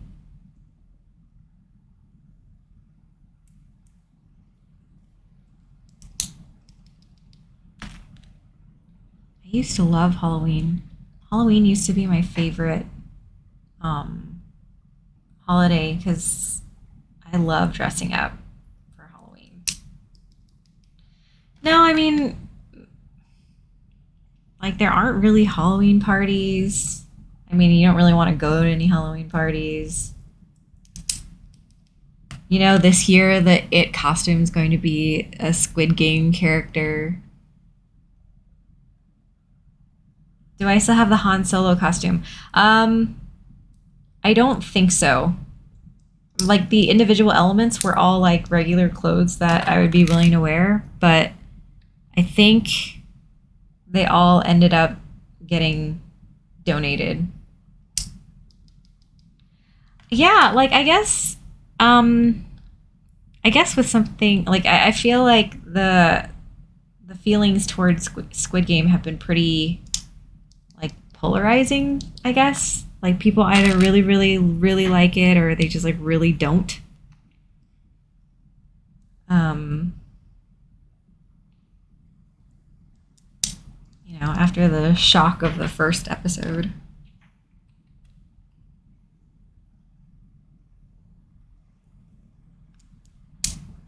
But, like I used to love getting dressed up for Halloween for like work and stuff.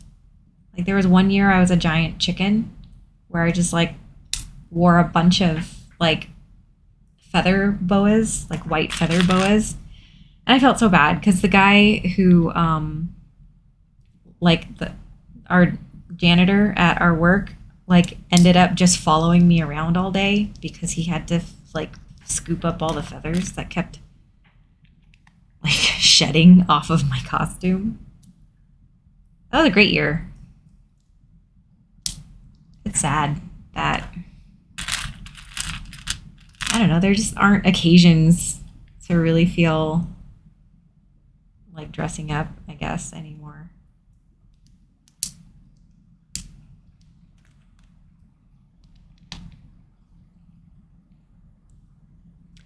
Maybe next year.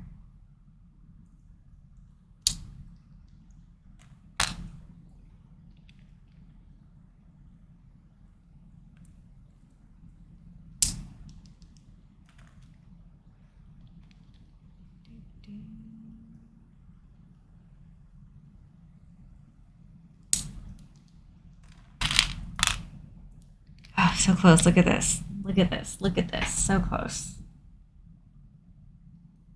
Still not doing things in frame. My goodness.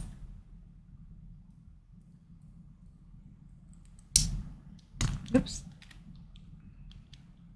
Flinging switches everywhere. Oh, you do? Like I've moved enough that I definitely went through and donated a lot of clothes. Like I think I've moved like 5 or 6 times since college. And so like at that point I am unwilling to move things that like I haven't worn in like a year, right? So I mean that's true.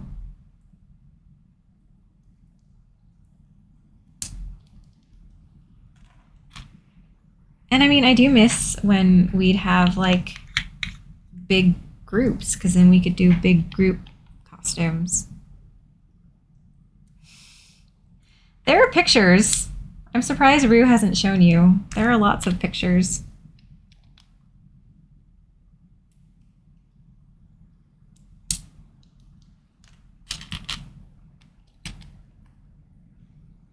That was the year that like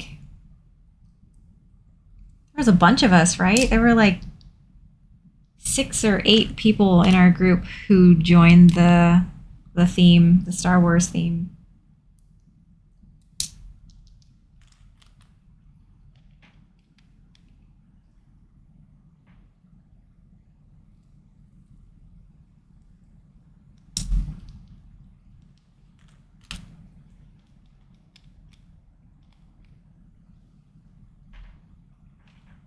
What was Neo Baco?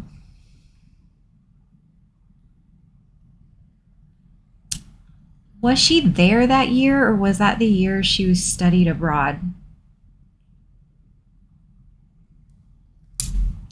That might have been the year she studied abroad, because it was you, me, Chewbacca, yeah, Luke.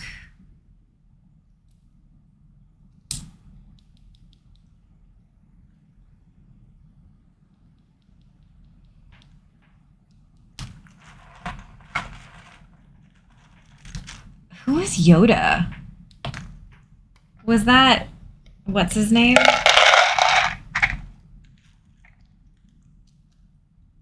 That was a crazy year.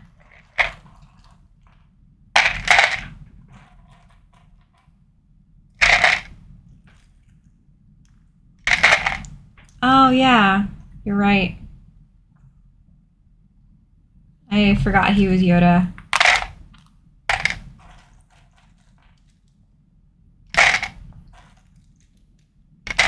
And then there was the year, I think before we were friends, a whole bunch of us did Super Smash. Well, to be fair, I think he just like generally looked like Palpatine. He looked like Palpatine, but with like green smudges on his face every once in a while.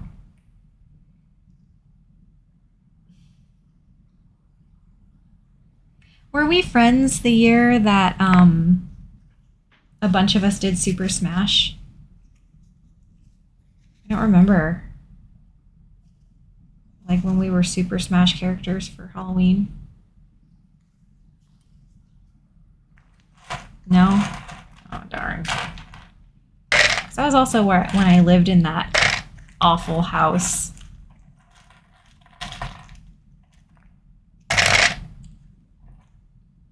I don't remember.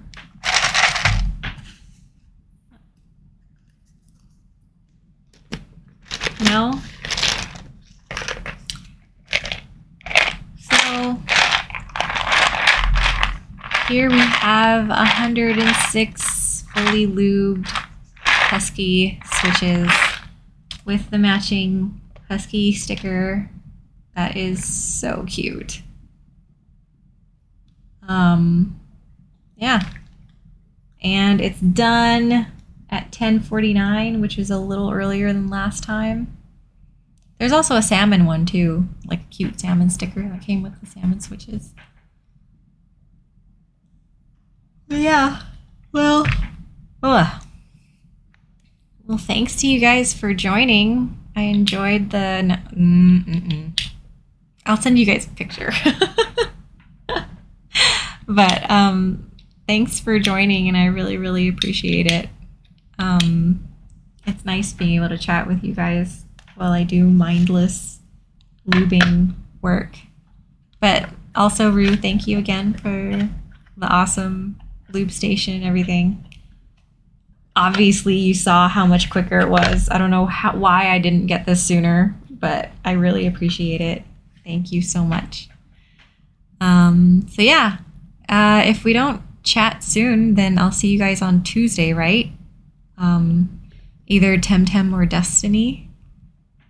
Hopefully Destiny, because the last time we played Destiny, it was so much fun.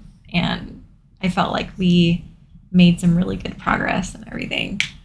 So yeah, anyway, have a good night, guys. Talk to you guys soon, and thanks again. Bye.